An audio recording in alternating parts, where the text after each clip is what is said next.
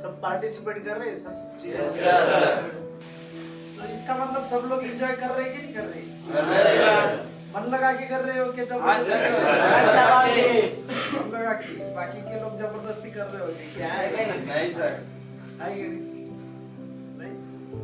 चलो, प्रोग्राम वही सिखाता है। पहली बात, यहाँ पे आने के बाद कई लोग नए होंगे, उनको पता नहीं होगा, और कई लोगों के दिमाग में ये चल रहा होगा कि बाबा नशा मुक्ति का प्रोग्राम अलग रख दिया और ये अलग ही चल रहा है ना? तो दोनों चीज अलग है। एक जगह पे खुशी है और प्रोग्राम पे आओगे तो दुख है कि नहीं? क्योंकि दुख भरा मन से अपने को प्रोग्राम लेना पड़ता है, और प्रोग्राम तो बोल रहा है कि पहले मन की खुशी चाहिए। जब तक मन की खुशी नहीं होगी तब तक आप प्रोग्राम नहीं कर सकते। और जो भी चीज अपन यहाँ पे कर रहे हैं वो मन की खुशी देने वाला है। आज हम लोग देखते हैं नीचे कि कई लोगों का प्रैक्टिस चल रहा है, ऊपर चल रहा है, कई लोग ग्रुप में बैठे हैं, लेके काम कर रहे हैं, कुछ लोग, कई लोग प्रैक्टिस कर रहे हैं।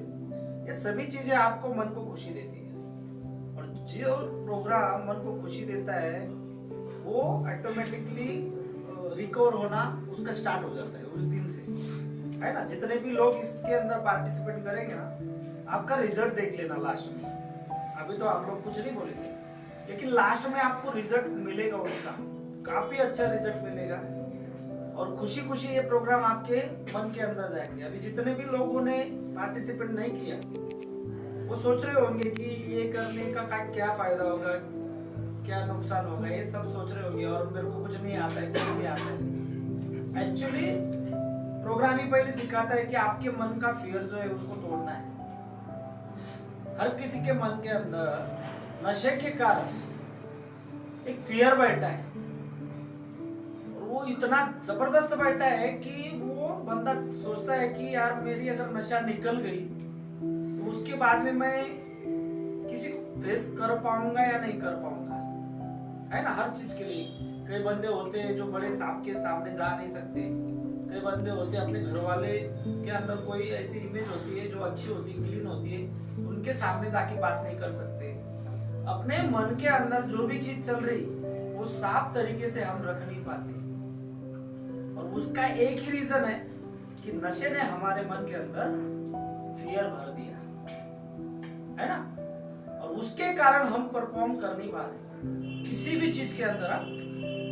कहीं ना कहीं हमारे मन के अंदर वो कमजोरी बन के रह जाती है, इसलिए हम बिजनेस में सक्सेसफुल नहीं हो रहे होंगे, हम फैमिली रिलेशन में सक्सेसफुल नहीं हो रहे। ये वजह उसी के कारण हो रही है, और वो चीज हम तोड़ना चाहते हैं, वो अलग अलग ढंग से, है ना? क्योंकि इतने दिन तक आपका प्रोग्राम ही चलता रहता है, वो प्रोग्राम के दौरान दुख भरी चीजें बाहर आती है। अपनी जिंदगी या ये सब दुख में निकलने वाली है क्या? नहीं। हमारी जिंदगी में ऐसे कुछ मोमेंट है जो हमें बहुत खुशियां देती है, वो चीज हमको ढूंढना पड़ता है। जब तक हम उसको ढूंढेंगे नहीं तब तक वो बाहर निकलेंगे नहीं, वो हमें मोटिवेट नहीं कर पाएगी अगली जिंदगी के लिए कि बाबा तुझे अच्छी जिंदगी कैसे जीना है उस तरीके से। तो सबसे बड़ा पर्याय ये चीज है। मैंने हर साल हर पेशेंट को नचाया स्टेज पे, हर किसी को मैंने, किसी को एक्टिंग करने को बोला, किसी को डांस करने को बोला, किसी को कुछ करने को बोला, लेकिन अपने अंदर के कला गुण बाहर निकलना बहुत इम्पोर्टेंट है। कल मैं एक वीडियो देख रहा था, अपने यहाँ एक बंदा है उसका वीडियो मेरे को भेजा था, इतनी सुरीली बांसुरी उन्होंने बजाई है वो वीडियो के अंदर। मैं सोचा था यार इतना कलाकार आदमी है। राहुल मोरे, आपका एक वीडियो आया मेरे पास, उसमें बांसुरी बजाया आपने, वीडियो भी शूट किया उसका, है? मेरे रात को दिमाग में आया एक बांसुरी लेके जाता हूँ वहां से, मेरे को साले रास्ते पे नहीं मिली वो, नहीं तो बांसुरी लेके आने वाला था मैं। है? तो ये जो छोटी छोटी बातें हैं उससे हमें एक प्रेरणा मिलती है अच्छे करने की, खुश रहने की। ये सब चीजें हमको सीखना है। जो हमारे पास है वो आगे फॉरवर्ड करना है। देखो लिखने का काम यहाँ पे 2-3 लोग हैं बहुत अच्छी तरीके से करते हैं, जैसे ये नामदार काका हुए, वो गुरुजी हुए, 4-5 लोग हैं जिनको अच्छी राइटिंग जमती है। इन लोगों ने अगर नए लोगों के लिए काम किया तो उनका फ्यूचर बदल सकता है। बाकी हम इसके लिए यहाँ पे आए थे कि कई दिनों से अपना क्वेश्चन आंसर सब्जेक्ट नहीं हुआ है और आपकी भी प्रैक्टिस चल रही है, तो क्वेश्चन आंसर यहाँ पे लिया जाए। इसके कारण हम यहाँ पे एक साथ में आए। जो भी तुम्हारे मन के अंदर जो भी क्वेश्चन होंगे वो आप पूछे, जिससे भी पूछना चाहते हैं। सब लोग यहाँ पे बैठे हुए है ना, तो कौन पूछेगा क्वेश्चन? पूछो, नशा मुक्ति के बारे में पूछना है जो भी है।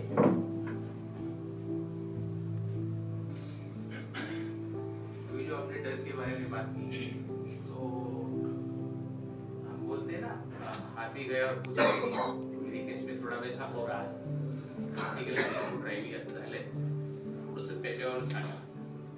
डरला कसं संपवायचं? ऑलमोस्ट तो आता संपतो आहे, थोडंसं काहीतरी राहून जाते, कुठेतरी गोष्ट अटकते, काही सिच्युएशन्स हँडल नाही करता येते। माझी आई वारली, मोठी आई वारली आताच, मला ते सिच्युएशन हँडल नाही करता येत, मी एकटा होतो, त्याच्यात मी स्लीप होतो। देखो कैसा है, इसके ऊपर बहुत बड़ा सेक्शन है डर के ऊपर। एक्चुअली 6 प्रकार का अलग अलग प्रकार का डर होता है।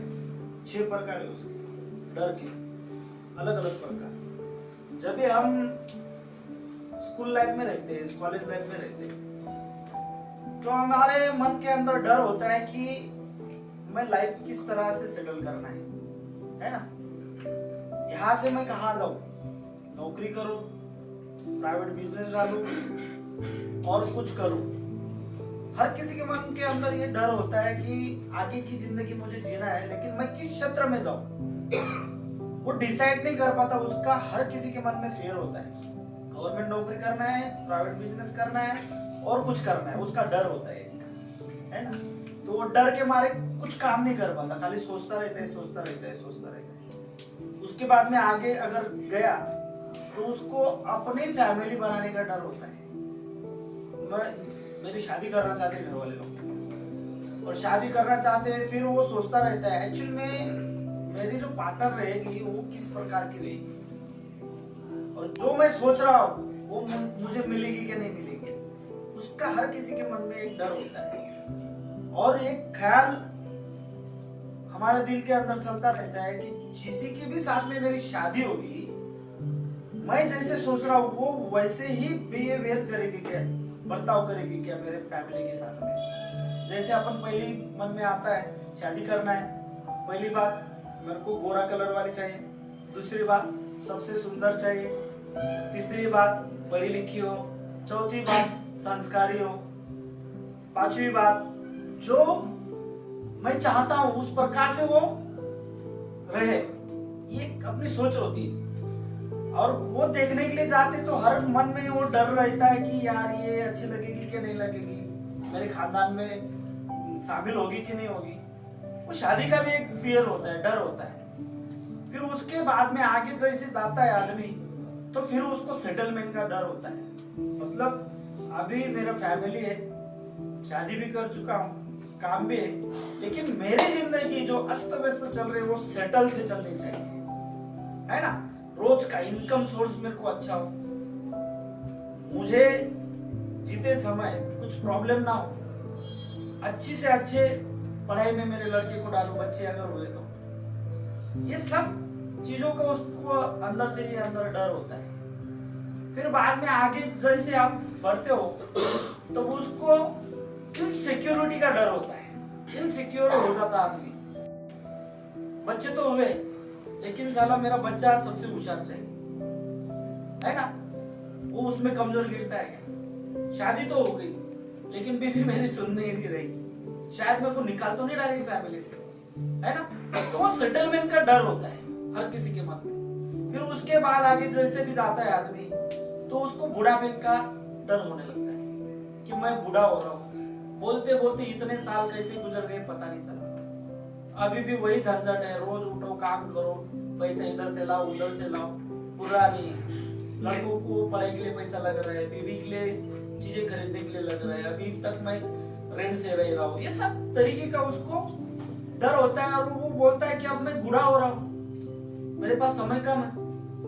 हाँ, ये जिंदगी निकल जा रही है, पहले जैसे मेरे से काम नहीं हो रहे।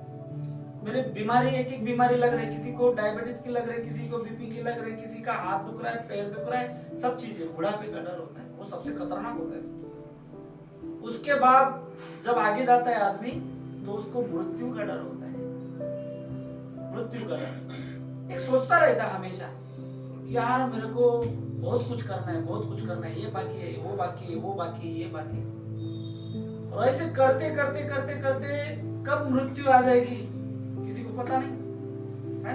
तो हमेशा वो डर में ही जिंदा रहते हैं, मतलब जन्म से लेके मृत्यु तक डर में ही जीता है। डर इतना डेंजरस उसके मन के अंदर, एक व्यक्ति के अंदर भरा हुआ, वो चाहे आप हो, मैं हूं, या चाहे देश का कोई भी करोड़पति आदमी है ना। अगर नॉर्मल जिंदगी जी रहा ना आदमी, उसके मन के अंदर डर कम होता है।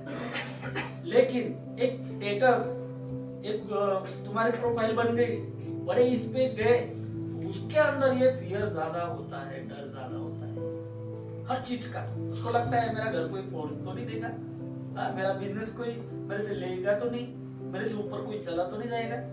ये सब चीजों का उसको डर होता है। और एक सबसे बड़ी चीज जो तुम्हारे मेरे अंदर दिखता है, डर, वो डर है हमें कोई तो भी मान सम्मान दे, मतलब हम जिस स्टेज पे खड़े हैं उसकी इज्जत हमको दे, है ना। वो डर होता है। मेन पर्सन बन के रहना चाहते हैं हम सब लोग घर के अंदर, अपने परिवार के अंदर। की पर्सन बोलते हैं उसको, एक घर का नेतृत्व करने वाला आदमी बोलते हैं उसको। और उसकी एक ख्वाहिश रहती है कि हर कोई चीज जो मेरे परिवार के अंदर होती है मुझे पूछ के करना चाहिए। उसका बहुत बड़ा फियर होता है ना, कि ये सब लोग मुझे पूछ नहीं रहे, मेरी वाइफ मेरे को पूछ नहीं रही, लड़के नहीं पूछ रहे, माँ बाप जो सब चीजें, ये सब लोग मेरे को पूछ नहीं रहे। उसका बहुत बड़ा फियर हमारे मन में रहता है। तो ये 6-7 प्रकार का जो डर है, ये अलग अलग भागों में पार्ट लिया गया है, और ये डर हर किसी के मन के अंदर रहता है। तो ऐसे समय में एक ही चीज होती है, अगर डर के, देखो बोला गया है डर के आगे, अगर ये डर निकालना चाहते हो तो एक ही चीज है, मुझे कौन क्या बोलेगा उस पे मुझे गौर नहीं करना है। ये जिंदगी एक ही बार मिली है, पहली बात इंसान की एक ही बार जिंदगी मिली है, और डरने वालों को भी उतने ही साल मिली है जितनी मुझे मिली है। मैं भी किसी तरह से भी जीऊंगा, फियर में जीऊं या डर के बिना जीऊं, मुझे भी उतना ही साल जीना है और डर के भी उतना ही साल जीना है। एक ही चीज सोचना है कि मैं भी आदमी, वो भी आदमी, सब आदमी है।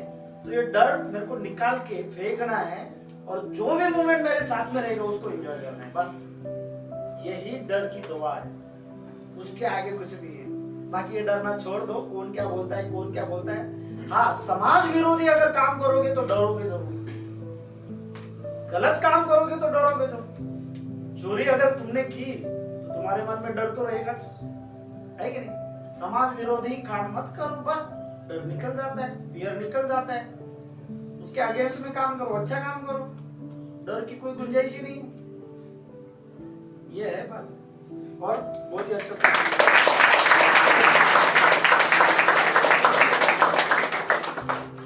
पुढे साहेब, तुम्ही डर विषयी विचारलं बरोबर आहे. म्हणजे प्रत्येकाचा मी माझा वैयक्तिक अनुभव शेअर करतो. डर क्या है? डर क्या है? पहले तो मेरा खुद का अनुभव बोल रहा हूँ. आदमी डरता क्यों, कब है? पहले तो दिखावा करता है. बरोबर ना? हम लोग एक एडिक्ट इंसान है। ये बीमारी का नाम ही मानसिक बीमारी दी है। मैं नशा छोड़ता हूँ तो मेरा दिखावा करना चालू होता है, उसके आगे डर आता है।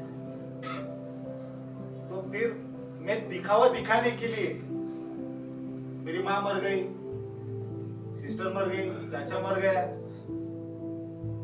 तो मेरे को दिखावा दिखाने का मेरे को बहुत टेंशन है। और एक एडिक्ट इंसान को जल्दी आंसू नहीं आते। इमोशनल कब होता है आदमी? जब नशा करता है तो इमोशनल होता है। उसके बाद उसको डर लगता है, और किधर ना किधर एक एडिक्ट के दिमाग में ऐसे एक सोच रहती है कि यार एक बहाना बैठा। सही है ना? ये मेरे खुद के बारे में हुआ है ऐसा। डर कुछ नहीं है, दिखावा बंद करो, डर निकल जाता है। और अच्छे लोगों के मार्गदर्शन में जाओ। मैं आज भी बोलता हूं कि मेरा सपोर्ट सिस्टम एकदम स्ट्रांग है। जो इधर के कर्मचारी है, माननीय कैलाश सर है, नीलेश भाऊ है, जो इधर से गए वो लोग थे, जहां मैं एडमिट था वहां के लोग थे, और मेरा फैमिली स्ट्रांग है।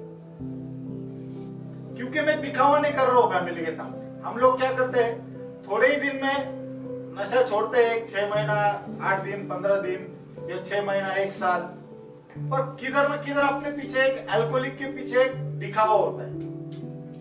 आप एक्सेप्ट करते हो, ये मेरा खुद का अनुभव है। इसलिए डर बड़ी चीज नहीं है। आप दिखावा बंद करो, डर खत्म हो जाता है। जो है ऑनेस्ट करो, अपना जो प्रोग्राम बोल रहा है ऑनेस्ट, पारदर्शकता। अपन ने पारदर्शकता रखी ना तो फेयर नहीं आता। बरोबर है ना? यही बोलना।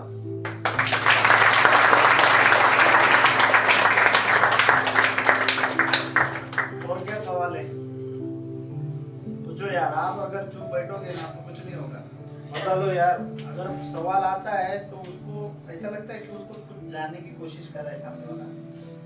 पूछो पूछो।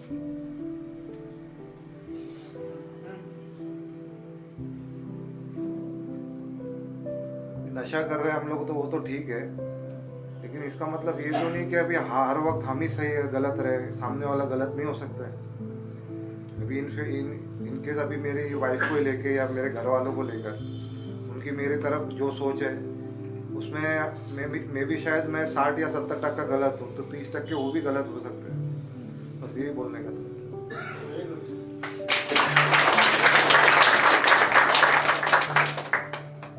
बहुत अच्छा क्वेश्चन है कि हम नशा कर रहे हैं, इसका मतलब ये है क्या कि हम ही 100% गलत है? हमारे जो घर वाले होते हैं उनकी भी तो कुछ ना कुछ गलतियां होती होगी, 40%, 50%, 60% जो भी है ना।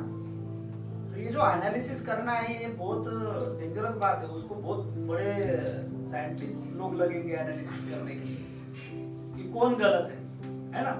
मैं गलत हूँ या मेरे घर वाले गलत है? मैं नशा करता हूँ इसके लिए मेरे को गलत बोला जाता है, या ऑलरेडी घर वाले गलत है उसके कारण मैं नशा कर रहा हूँ? ये तो 3 अलग अलग प्रकार की चीजें हैं।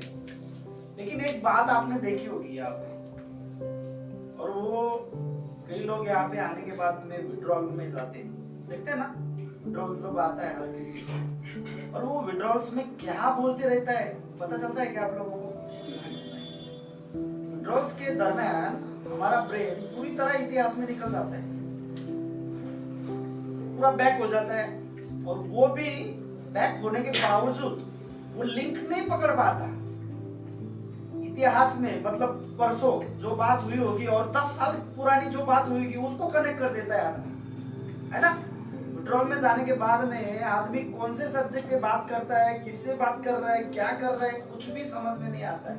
इतना जबरदस्त केमिकल लोचा हमारे दिमाग के अंदर हो जाता है, और उसके कारण उसके मुंह से ऐसी ऐसी बातें निकलती है जो शायद हुई ना हो,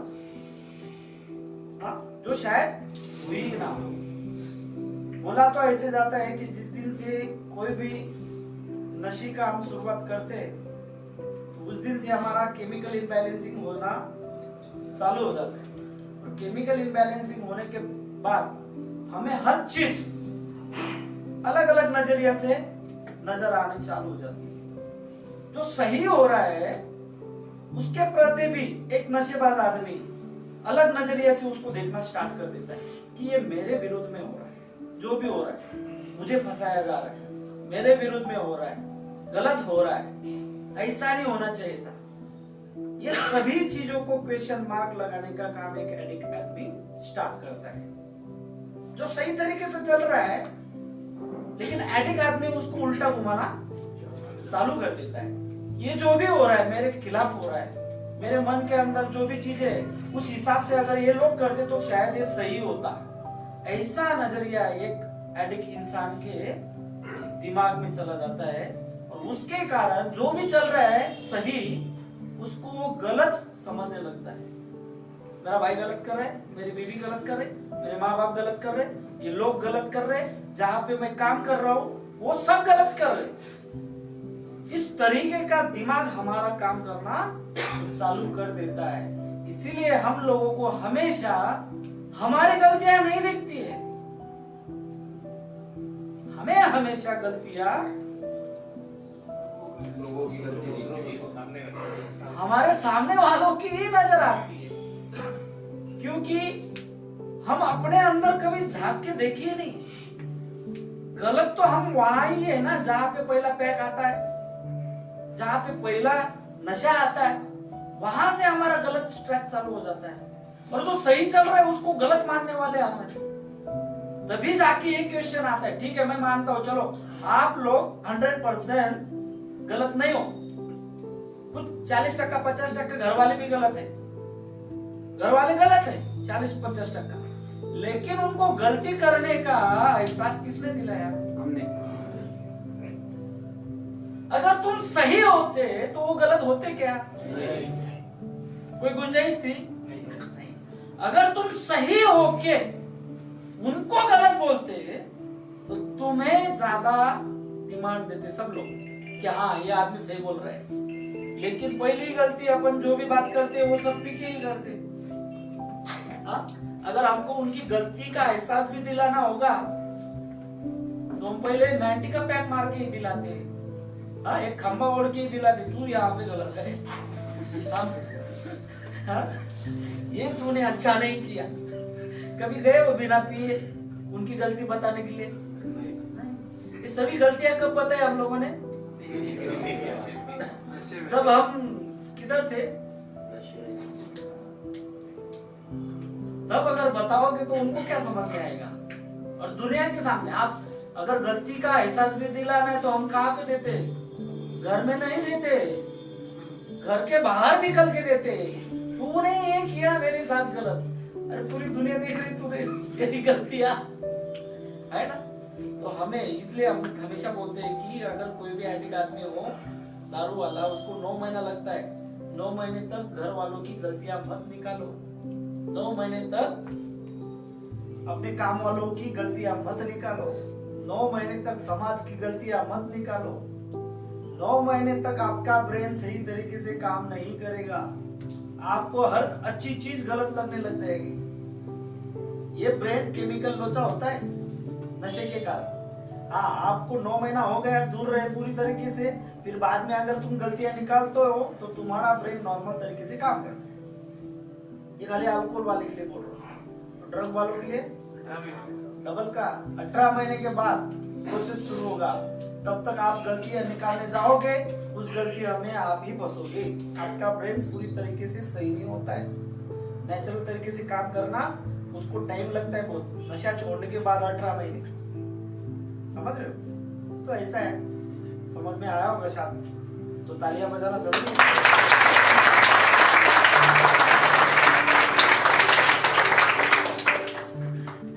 सर आपने जो प्रश्न पूछा बहुत अच्छा है। मैं एक एडिक्ट हूँ और ये दौर से मैं गुजरा हूँ। एक एडिक्ट इंसान यही सोचता है कि मेरी फैमिली गलत है, और एक बार मेरे को एडमिशन दिया तो इधर सोचने के लिए व्यसन मुक्ति में जब एडमिट होता हूँ तो मेरे को लगता है कि मेरे फैमिली ने गलती किया है, मैं इतने जिम्मेदार हूँ। बैलगाड़ी मालूम है? बैलगाड़ी, उसको 2 पहिए रहते हैं, आगे 2 बैल रहते हैं। मैं स्वीकार करता हूँ क्या 50% मेरी फैमिली गलत है और 50% मैं गलत हूँ। पर बैलगाड़ी को जो 2 बैल रहते हैं, 2 पहिए रहते हैं, उसमें से एक पहिया गिर जाता है तो क्या होगा? पलट जाएगा। और दूसरा भी पलट जाएगा तो क्या होगा? खड़ी हो जाएगी, खत्म हो जाएगा खत्म हो ना। जाएगी। इसलिए हम लोगों ने क्या सोचना चाहिए? मैं गलत हूं, इसलिए मेरी बीवी हो, बाप हो, सिस्टर हो या समाज का कोई भी व्यक्ति हो मुझे समझाने के लिए आता है। पर मेरे को क्या लगता है नशे के दौरान ये लोग गलत है। जब मैं व्यसन मुक्ति के केंद्र में आता हूँ, जब मुझे समझ में आता है 12 स्टेप का प्रोग्राम, जो प्रार्थना आहे, देवाची परिस्थिती मी बदलू शकत नाही ती स्वीकारण्याची मनाची प्रसन्नता मला दे। मैं इतना ठाम क्यों बोल रहा हूँ मालूम है क्या? कि मैं ये दौर से गुजर गया हूँ। मैं पहले ब्लेमिंग करता था डैडी के ऊपर, सिस्टर के ऊपर, गर्लफ्रेंड के ऊपर, समाज के ऊपर, पर मुझे समझ में नहीं आता था क्या मैं एक एडिक्ट हूँ। 95% ये मैं बोलता हूँ कि एक एडिक्ट ही गलत होता है। मेरी सोच कैसी रहती है? क्योंकि मैं अच्छे माहौल में नहीं रहता हूँ। निगेटिव लोग, शराबी के पास जाओगे तो शराबी क्या बोलेगा? मेरे बीबी ने मेरे को कल रात को मारा, मेरे को 50 रुपए नहीं दिया।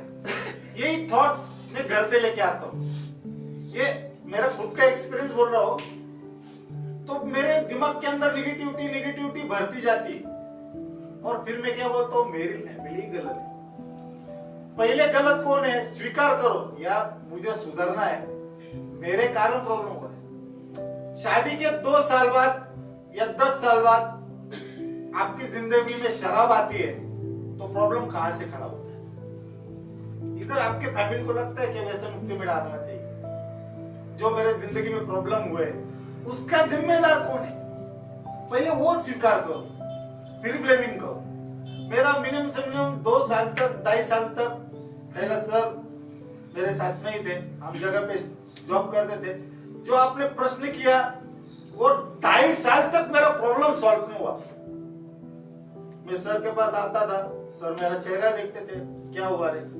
सर ऐसा ऐसा हुआ, सर ऐसा ऐसा हुआ करते। पर मेरी प्रार्थना और मेरे साथ वाले जो बोलते हैं कि आप इधर से जाने के बाद कुछ भी प्रॉब्लम होता है आपके काउंसलर से बात करो, या आप सर जो व्यसन मुक्ति के सर उनके साथ बात करो, या आपका जो स्पॉन्सर है उसके साथ बात करो। पर मैं मेरा खुद का चलाना चालू करता हूँ, फिर रिलैप्स होता है, फिर मैं बराबर ब्लेमिंग चालू होता है कि मेरी फैमिली गलत है। पर 95% हम खुद गलत है, इतना ही बोलता हूँ।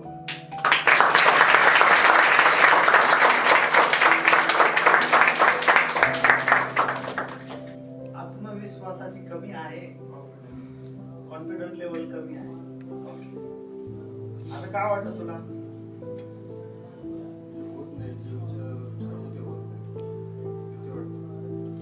या जगात ज्याने ठरवलंय ते पूर्ण कधी झालंय का? नाही.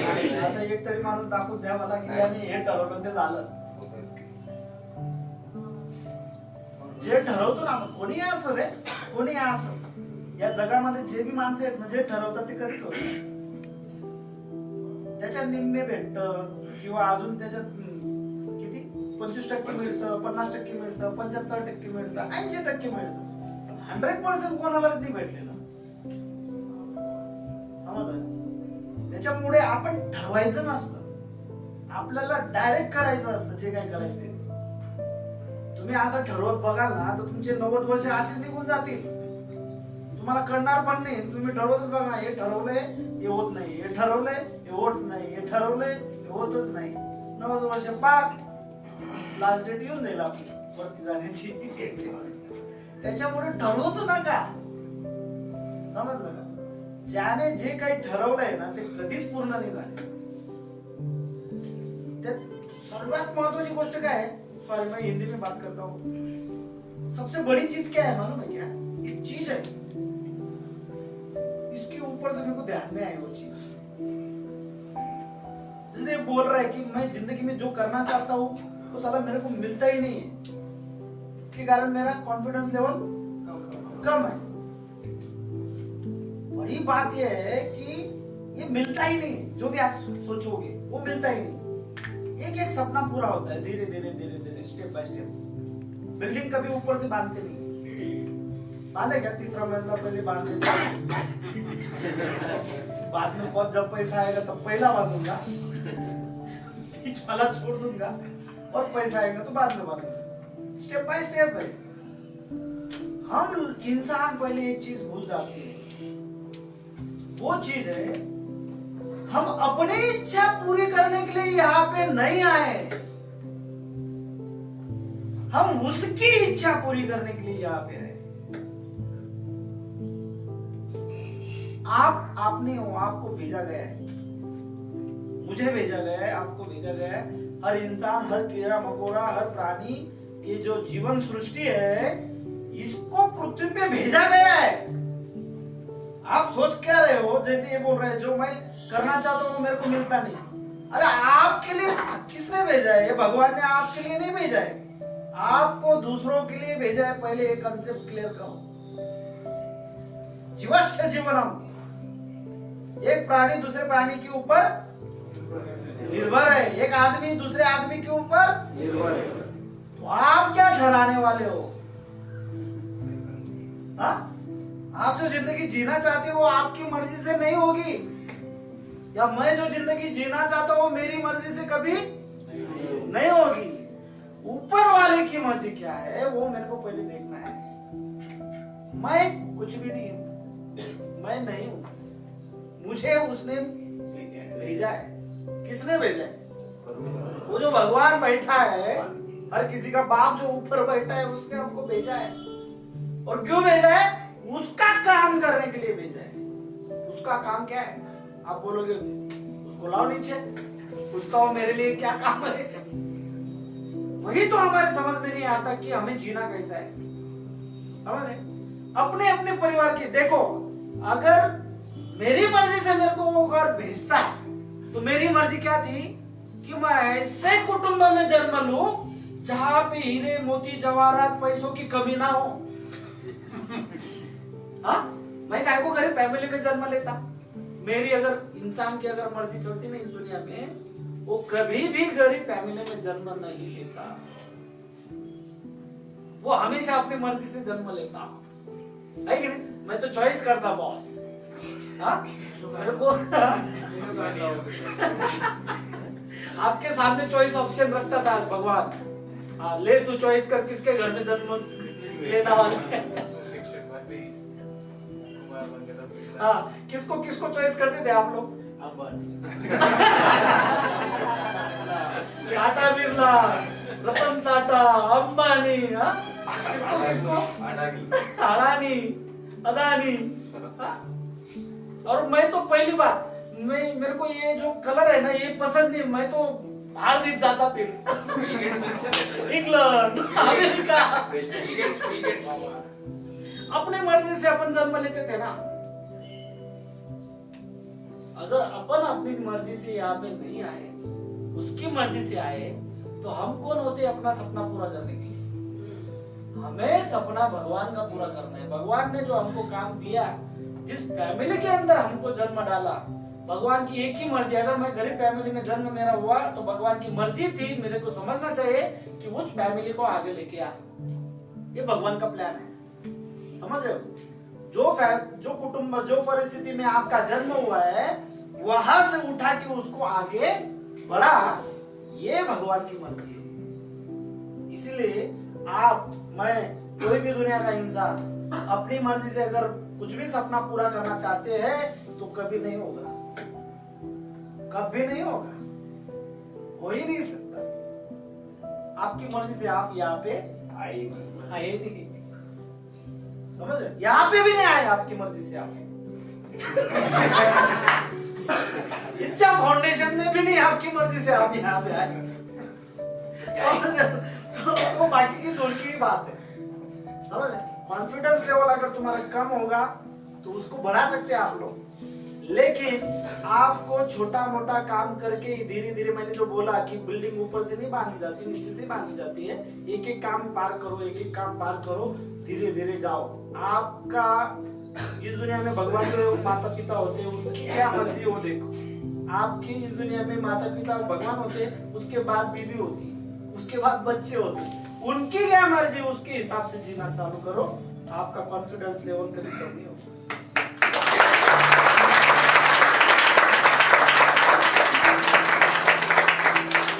सर ने जो बात कही वो मैं थोड़े अलग तरह से बोलना चाहता हूँ। गुरु ब्रह्मा, गुरु विष्णु, गुरुदेव महेश्वर। गुरु कौन? आई बाप। विष्णू कोण? ज्या फॅमिलीत जन्माला आलेले. देव कोण? समाज.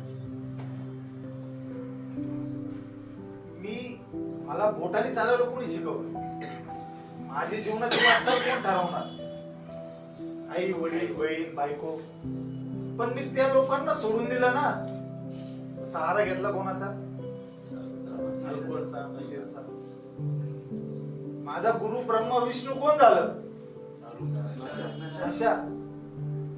तेच तुम्ही ते सोडून द्या नशा, आणि माझा गुरु ब्रह्मा विष्णू कोण आहे? ऑटोमॅटिक कॉन्फिडन्स लेवल वाढल. हा माझा स्वतःचा अनुभव आहे. कॉन्फिडन्स लेवल वाढायला फॅमिलीच आहे ना तुमची. माझं ब्लेमिंग कॅरेक्टर राहिलं तर माझी कॉन्फिडन्स लेवल कमीच होणार. दारूची कॉन्फिडन्स लेवल वाढते का कमी होते? किती मिनिटं करता? टेम्परेचर तोपर्यंत आहे, तोपर्यंत कॉन्फिडन्स लेवल एकदम भारी आहे. एकदा उतरलं का बस झालं. आज नशा नाहीये, कॉन्फिडन्स लेवल कमी आहे. म्हणून तर सरांनी सांगितलं प्रोग्राम करा, तुमची क्वालिटी बाहेर काढा, मनाची प्रसन्नता दाखवा. पण मी प्रोग्राम मध्ये भागच घेत नाही, माझी कॉन्फिडन्स लेवल वाढणारच नाही. आज मी हा मोठ्यासारखं बोलतोय, मेरा कॉन्फिडन्स लेवल बढ़ाने वाला कौन है? कैलाश सर. एक ही रण गाना मेरा स्कूल से लेके. मला हेच जमत नाही, मला तेच जमत नाही, माझे हा प्रॉब्लेम आहे, माझा तो प्रॉब्लेम आहे. अरे स्वीकार कर यार, जे होईल ते होईल, टाक उडी. इसलिए कॉन्फिडेंस लेवल आराम से बढ़ेगा. पहले नशे से दूर रहो. आपके माँ बाप है, उनका सपोर्ट लो. जो काउंसलर लोग हैं, जो सर लोग हैं, उनका सपोर्ट लो. ऑटोमेटिक कॉन्फिडेंस लेवल बढ़ेगा. ओके.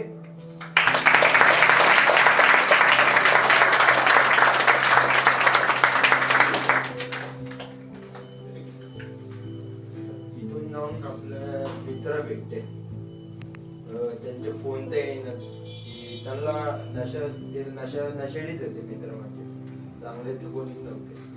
तर त्यांना फोन यायचं तर त्यांना टाळायचं कसं? म्हणजे तिथं बोलवलं, इथं जाणार नाही, फोन तर मी उचलणारच नाही. पण उचलला बाय चान्स त्यांचा फोन, त्याने बोलवलं कधी, तर त्यांना टाळायचं कसं? टाळायचं कसं?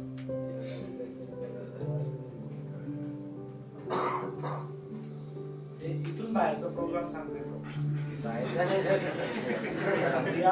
असताना नाही, इथून बाहेर गेल्यानंतरचा प्रोग्राम कसा, इथून त्यांच्यापासून सुटका कशी करायची असते.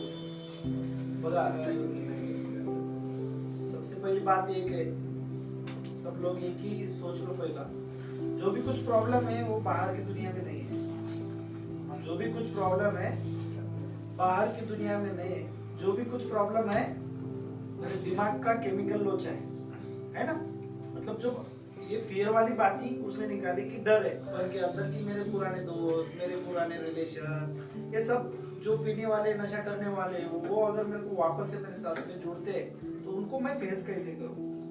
पहली बात एक ही सोच लो, दिमाग में, मेरे दिमाग में प्रॉब्लम है, किसी के दिमाग में नहीं है ना.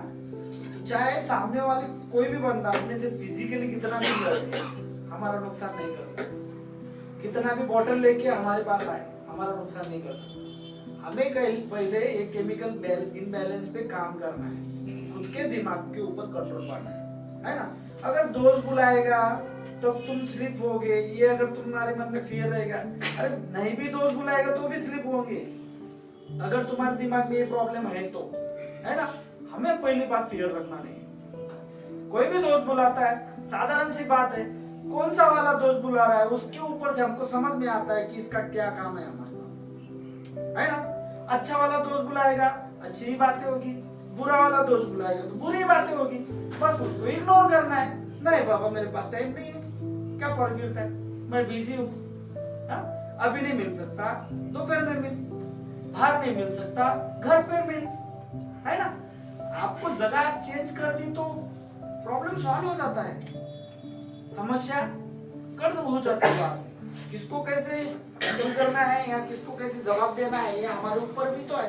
पहली बात आपके ब्रेन से निकालो ये सब चीजें कि आप नशा करोगे, कर सकते हो, स्लीप हो सकते हो, वो सब निकाल लो। प्रॉब्लम की जड़ जो है उसको जड़ से ही उखाड़ के देखो तो पहली बात। फिर आप दुनिया में किधर भी घूमो आपको डर नहीं रहेगा। देसी दारू के दुकान में जाके काम करो, कोई डर नहीं रहेगा, समझ रहे? हाँ, प्रैक्टिकल हुए ऐसे कई चीजें। जो देसी दारू के अंदर ही काम करता था, एडिक्ट बन गया, नशा मुक्ति का प्रोग्राम किया, वापस जाके देसी दारू संभालने लग गया, अभी तक उसकी जिंदगी में प्रॉब्लम नहीं है ना। वे ऐसा चीज, लेकिन ये जो चीज है ना मन के अंदर फियर, वो मत रखो कि कोई भी आदमी कि ये दोस्त बुलाएगा जाओ क्या नहीं, उसको कैसे इग्नोर करूं, उसको कैसे दूर करूं। अरे क्या क्यों करूं, तुम्हारी जिंदगी बिजी कर लो, तुम्हारे दिमाग का प्रॉब्लम था उसको निकाल के फेंक दो, प्रॉब्लम सॉल्व। हाँ, कोई किधर भी बुलाएगा बिंदास जा सकते हो, आपको नहीं करना है तो उसको बाय बाय टाटा करके आ सकते हो। नहीं ज्यादा माना तो रिहैब का नंबर दे देना, हाँ? पिकअप करवा लेना।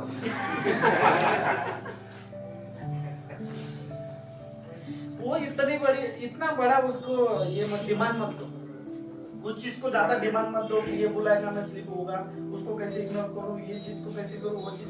बिजी बन जाओ यार, हमारे जैसे अगर बिजी बन गए ना तुमको कोई दोस्त नहीं रहेगा, कोई दुश्मन नहीं रहेगा। वही हुआ है खाली दिमाग कितने से सारे अलग कॉल अलग आते, हम कभी उठाते नहीं, चल रहे माझ्या जोड टाइम नहीं, मिसाल तो संपला विषय। अभी कोई फोन करता है, लेक्चर ले रहा हो, खत्म बात। सामने वाला समझ जाता है ना, नहीं यार ये बहुत बिजी आदमी है। कोई कॉल ऐसे ही, हम लोगों को तो ऐसे बुरी परिचय वाले आते नहीं हमारे पास, क्या पता क्यों नहीं आते। Positive environment. हाँ ऐसा कुछ होगा। मेरे घर पे तो सारे पीने वाले भी रिश्तेदार नहीं आते। डाल देंगे। अरे मैं जबरदस्ती बोला तो, अरे आओ आप कभी नहीं आए। मेरा एक क्या बोलूं मावस सासरा है, वो पहले 8 दिन में फोन करते थे, पहले 10 दिन में फोन करते थे, अभी 2-2, 3-3 महीना फोन नहीं आता उनका। और मैं बोला तो आओ नहीं आए, तो आप कभी से नहीं आए, एक बार तो आपके पास आके क्या फायदा। मेरे को पता है मेरी सुपारी आपके पास आई है, ऐसे जवाब देने वाले लोग। ऐसा है, ठीक है। तो मन में मत रखो, सोबरिटी का खाली एक ही दिमाग में रखो, मेरे दिमाग में कीड़े पड़े उसको मेरे को निकालना है, सब रास्ता साफ हो जाएगा। कोई दिक्कत नहीं आएगी, इसके पास गए इसलिए पीने लग गए, उसके पास गए इसके लिए पीने है, ये अंधश्रद्धा है सब। भविष्यात आज जो येतो ना माझा, भविष्य जगायला पाहतो तर पास्ट आडवायचो, पास्ट विसरायला जातो तर समोरचा बरोबर आठवण त्या गोष्टीपासून मी नेग्लेक्ट, तुम्ही जसं मागे सांगितलं त्या गोष्टीपासून लांब राहायचं, लांब जाण्याचा प्रयत्न करतो, तरी हे विचार चालूच राहतात माझे. म्हणजे आता 3-4 वर्ष झाले तरी पुन्हा तेच परत रिपीट होत. देखो एक बात सब लोगों को पता है, जब तक हम अपना दिमाग किसी चीज के ऊपर लेके नहीं जाते तब तक अपना दिमाग सोचता ही उसके बारे में, समझ लो। अपना दिमाग किसी चीज के ऊपर जब तक लेके नहीं जाओगे तब तक उस दिमाग में वो चीज जाएगी नहीं। हम खुद लोग उसको लेके जाते हुआ, हम चाहते कि हमारा दिमाग उसके बारे में सोचे, तभी तो हमारा दिमाग उसी के बारे में सोचता है। देखो अभी माहौल कौन सा चल रहा है, कोरोना का चल रहा है ना, दुनिया में क्या हो रहा है। 2 साल से हिस्ट्री है कि कोरोना आता है जाता है, कोरोना से लोग मरते हैं, क्या रूल्स एंड रेगुलेशन बैठे, सब कुछ चल रहा है टीवी के अंदर। जब तक हम दिमाग में ये नहीं डालेंगे कि मेरे को न्यूज देखनी है, कोरोना के बारे में क्या चल रहा है वो नहीं देखना है, तब तो वो काम ही नहीं करेगा। तभी काम करता है, हाँ न्यूज लगाएगा, कोरोना जो न्यूज पे चालू है वही चैनल देखेगा, अगर दूसरा चालू उसको हटा देगा, वो देखेगा जानबूझ के, है कि नहीं? सिंपल तरीका है, दिमाग उसी के ऊपर काम करता है जो मैं चाहता हूँ। जब तक मैं नहीं चाहूंगा तब तक वो काम नहीं करेगा। ये। और दूसरी बात मैंने जो बोली पहले, आप अगर एडिक्ट हो 9 महीने तक क्लियर है, 1.5 साल तक क्लियर है क्या आप नशे के बिना? आप क्लियर ही नहीं रह पाते, उसके दरमियान स्लीप होते जाते हो, उसके कारण केमिकल इम्बैलेंसिंग होती रहती है, और वो जा जाके वही आपका दिमाग लेके जाता है जहां पे आप सोचना चाहते हो। अब एक बार क्लियर रहो 9 महीना, उसके बाद में बताओ मेरे को 10वें 11वें महीने में कि मेरा दिमाग वापस उधर जा रहा है, नहीं जाएगा। साइकोथेरेपी उसके लिए अच्छी हाँ, आई कांटेक्ट थेरेपी हुई, हाँ, उसके बाद में कतारसिस थेरेपी हुई, ये सब निकालने के लिए कतारसिस थेरेपी बहुत जरूरी है। या गोष्टीमुळे सर मी मेंटली रिलॅक्स होतो, मग मी परत रिलॅक्स होतो. वही तो बोल रहा हूँ, आप 15-20 दिन हुए, 1 महीना 2 महीना हो, उसके बाद में रिलैक्स होते रहते, दिमाग तो उधर ही जाएगा ना। मैंने बोला ना पहले, केमिकल इम्बैलेंसिंग होता है। हाँ। आपल्याकडं जे काय रवींद्र त्यांनी खूप सुंदर प्रश्न केला आणि त्यांच्या प्रश्नाचं उत्तर त्यांच्याकडेच आहे. मी आणि ते पेशंट होतो. खोटं बोलणं मी सोडून दिलं, माझं मन कामात डायव्हर्ट केलं, चांगल्या लोकांमध्ये उठायला बसायला लागलो. मी भलं माझं काम भलं, बरोबर. या गोष्टी स्वीकार करायला लागतात. इथून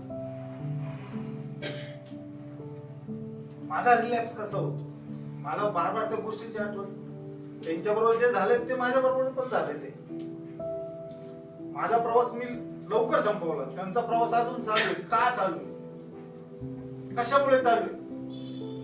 परिस्थितीला स्वीकार नाही करते मी. जी परिस्थिती आहे तिला स्वीकार नाही करत आहे. माझी फॅमिली मला सांगते तू कामाला जा, घरी ये, आपला XYZ तुझं काय आहे ते कर, पण मी माझा टाइम दुसरीकडे वेस्ट करतो. मी क्षुल्लक गोष्टीवरून खोटं बोलतो, छोट्या छोट्या काय म्हणतात ते रिकव्हरी काढतो. म्हणून हा प्रवास संपत नाही डॉक्टर साहेब. हा प्रवास केव्हाच संपला असता. माझा स्वभाव दोष माझ्या कामावर, माझी घरची फॅमिली पण माझ्याकरता खूप प्रयत्न करत होती. राकेश नशा सोडायला पाहिजे, चांगलं होईल, सगळं होईल, पण मी सपोर्ट तर केला पाहिजे यार त्याला. तुमचा प्रॉब्लेम काय, तुम्ही सपोर्ट नाही करत. झालं गेलं, गंगेला मिळालं. मला इथून गेटच्या बाहेर नवीन आयुष्य मिळतंय ना, मला तिला स्टार्ट करायची. काय झालं माझ्या फ्युचर मध्ये, काय नाही झालं सोडून द्या ना. भाऊंनी प्रश्न केला की जे मित्र कुठून तयार झाले, मीच तयार केलं. मित्र सोडायची ताकद कोणात आहे? कोण फोन करतय, फॅमिलीत कोण काय बोलतय, मी माझा ते बैलाचं नाही काय त्याला हे राहतं, एक 6 महिने वर्षभर ठेवा ना यार, काहीच प्रॉब्लेम नाहीये. ते 3 माकडं असतात, त्या 3 माकडांचं रूप घेऊन टाकायचं 1 वर्षभर, ऑटोमॅटिक जिंदगी सवरून जाते. मी ते केलं, आज चांगलं आहे. माझी इमेज पण नव्हती सरांच्या बाजूला बसण्याची, ती करायला लागली यार. परिस्थिती हळूहळू बदलते. पण मला काय वाटतं, एक 6 महिन्यात, 2 दिवसात, 8 दिवसात मी रियाब मधून बाहेर गेलो म्हणजे माझ्या फॅमिलीने माझं सगळंच ऐकलं पाहिजे. मोबाईल घेऊन दिला पाहिजे, गाडी घेऊन दिली पाहिजे, मला माझ्या मनासारख्या गोष्टी करून, माझ्या मनासारखी पोरगी करून द्यायला पाहिजे. नाही होत. याला कम से कम मिनिमम 1 वर्ष, 1.5 वर्ष, 2 वर्ष, 6 महिने, 9 महिने हे जायलाच लागतात. आम्हाला प्रॅक्टिकली अनुभव, तुमच्या करताच नाही सगळ्यांकरता आहे. ओके.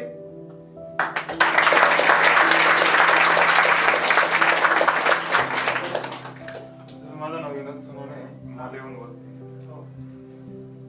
दारू सोडायच्या ज्या गोळ्या राहतात त्या खाल्ल्याने सुटू शकते का दारू? तेवढाच प्रश्न आहे.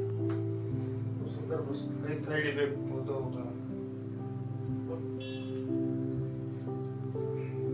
दारू सोडण्याकरता गोळ्या भेटतात, बरोबर आहे. माझ्याकरता पण सगळे प्रूफ केले. बाबा, बुवा, भगत, गोळ्या, तांदूळ भाजून आणले, कोंबड्या कापल्या, नवस केले, माझं लग्न लावून देण्याचा प्रयत्न केला म्हणून फॅमिलीने. काही या कारणाने तरी सुधरल.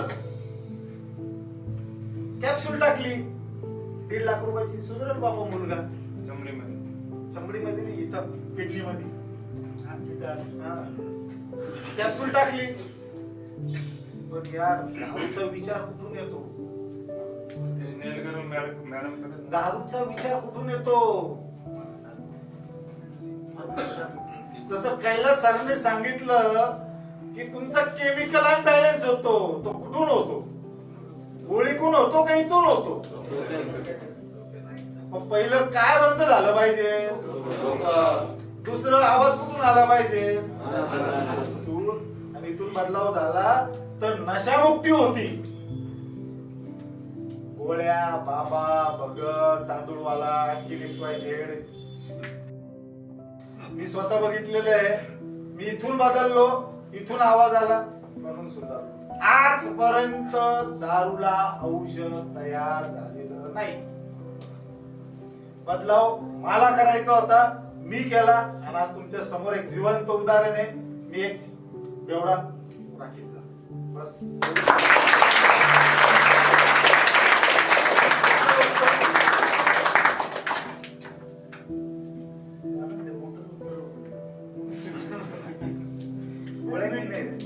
मेडिसिन देखो, मेडिसिन एक तो 2 पार्ट है अपने पूरी बॉडी में.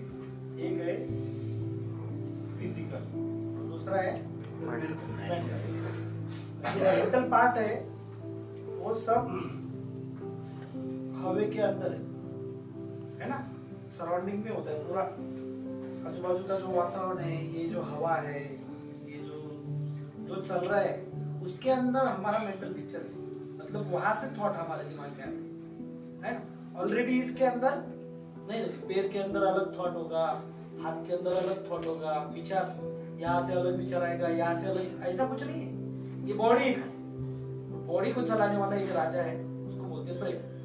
और ब्रेन के अंदर कुछ केमिकल्स है जो विचारों के कारण तैयार होते हैं. समझ रहे हैं ना? हाँ, विचारों के कारण तैयार होते हैं. जिस तरीके का भी सोच आपके दिमाग में है, चलो मेरे को रोना है, रोने वाला किस्सा हुआ सामने, मेरी आंखों ने देखा, सामने एक्सीडेंट हो गया, वो तड़प रहा है, और मेरे ब्रेन में रोने का एक केमिकल तैयार हो गया, और उसके कारण मेरे आंखों से वो बाहर आया. मैं रो रहा हूँ. वो पहले से बॉडी में मौजूद था क्या? नहीं था. तो बॉडी का राजा ब्रेन है ना. ब्रेन जो चाहता है अपने बॉडी से करवा लेता है. सिंपल बात है, बराबर. उसका काम खाली इसको एक्शन देना है. जो भी कुछ करना है ब्रेन का, इसको एक्शन देना है. और जो केमिकल बैलेंस करना है वो ब्रेन का काम है. और जो थॉट्स है, विचार सरणी जो है, वो हवे के अंदर मौजूद है. जो भी आएगा इसके अंदर लाखों करोड़ों विचार आते रहते हैं. जो मुझे चाहिए, मन को जो चाहिए, वो हमारे ब्रेन में कैद कर लेता है. समझ रहे हो? उसको जो भी लगने वाली चीजें है वो ब्रेन कवर कर लेता है, और वो सीधा स्टोरेज डिपार्टमेंट में डाल देता है. समझ रहे हैं? और जो भी चालू स्थिति के विचार है वो पकड़ लेता है उसको, और जो जरूरत है स्टोरेज डिपार्टमेंट में डाल देता है. ऐसे 2 डिपार्टमेंट में चले जाते हैं. तो केमिकल जो तैयार किए गए मेडिसिन, वो मेडिसिन हमारे बॉडी के ऊपर तैयार किए गए. डॉक्टर लोग जो भी पढ़ाई करते हैं एक एक ऑर्गन्स का, लिवर, ये फेफड़ा, और क्या है ये अस्थि रोग तज्ञ वाले पेशेंट, कितने अलग अलग प्रकार के डॉक्टर हुए ना, वो पूरा बॉडी का देखते हैं. समझ गए? और कुछ लोग हैं जो मानसिक उपचार करते हैं. एक्चुअली ये जहां से तैयार हुई मानसिक स्थिति, मानसिक अभ्यासक, मानस उपचार तज्ञ डॉक्टर, इनका जो अभ्यास हुआ वो केमिकल पे कम हुआ, और ज्यादा करके प्रैक्टिकल पे ज्यादा होता है ना. ब्रेन किस प्रकार से काम करना चाहिए, इसके लिए साइकोथेरेपी डेवलप किया गया.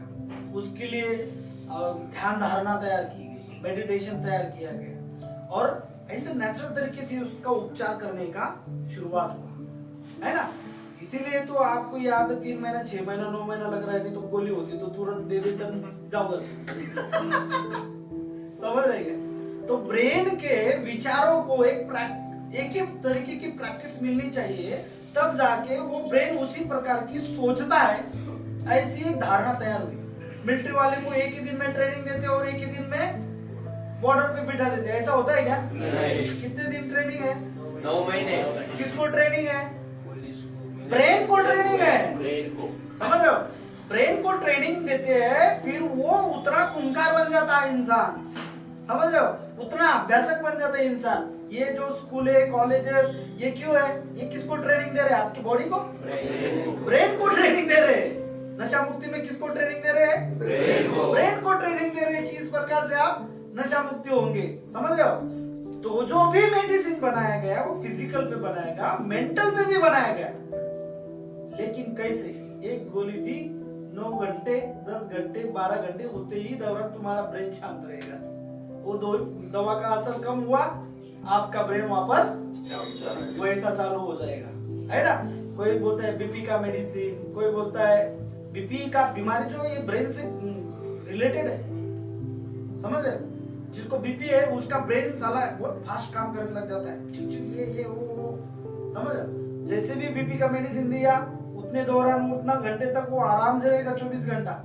मेडिसिन का असर कम हुआ, वापस बीपी बढ़ जाएगी, शुगर वापस बढ़ जाएगी, है ना। उसी तरह ब्रेन के अंदर ये जो नशा मुक्ति का कुछ कुछ मेडिसिन दिया जाता है, कुछ कुछ मतलब एक डायसल्फिराम नाम की चीज है, जो अल्कोहल और दारू अपना मेडिसिन डायसल्फिराम, वो एक दूसरे के 36 के आंकड़े। जैसे भी वो शरीर के अंदर जाएगा, डायसल्फिराम उसके ऊपर एक्शन करेगा तो रिएक्शन होता है खाली, बस दूसरा कुछ नहीं होता है। नशा मुक्ति नहीं होता है, रिएक्शन होता है। रिएक्शन क्या होता है? लाल आंखें होगी, पेट में जलन होगी, हाँ कैसे तो भी लगेगा, अस्त व्यस्त हो जाओगे पूरी बॉडी, ये चीज होती है। तो वो खाली आपको किसी ना किसी तरीके से, जैसे हमने लाखों इलाज किए कि नशा मुक्ति के लिए बाबा बनाया, दवा बनाई और कुछ रियाब बनाया और कुछ किया, उस प्रकार से ये घर वाले इलाज करके देखते हैं कि इसके दौरान तो ये बंद करेगा, फिर डालने के बाद होती है। एक्चुअल में नशा मुक्ति के लिए कोई दवा नहीं। जो नशे के कारण बॉडी में खराबी आई है, ब्रेन में थोड़ी सी खराबी आई है, उसको थोड़ा ठीक करने के लिए दवा है। समझ रहे हो? नहीं, रिएक्शन मुळे सर ब्रेन हॅमरेज ना एकदम बहुत कुछ होता है ना। अभी आप देखो अपना ब्रेन किधर काम कर रहा है, हम दारू पीती उसका रिएक्शन नहीं देख रहे, हम गोली का रिएक्शन ढूंढने लग गए। समझ लो दारू का कितना रिएक्शन हुआ, हमारा ब्रेन किधर गया? गोलीमुळे रिएक्शन होता ना, आपण त्या 90 मुळे किती झालं, बार लिव्हर डाऊन झालं। तो ये चीज है, हमें वो देखना है, यहाँ से निकाल के फेंको, बाकी कुछ नहीं। मनाची प्रसन्नता ठेवा, ठीक है?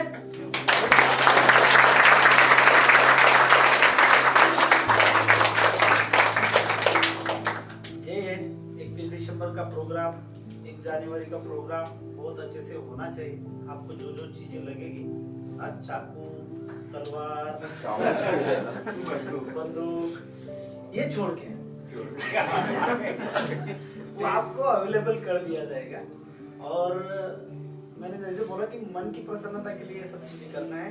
अच्छा ड्रामा करो, अच्छा डांस करो, अच्छा और नाटक बिठाओ, कॉमेडी बिठाओ, मजा करना है तो उसके ऊपर ज्यादा पार्टिसिपेट करो, उसके ऊपर फोकस लगाओ।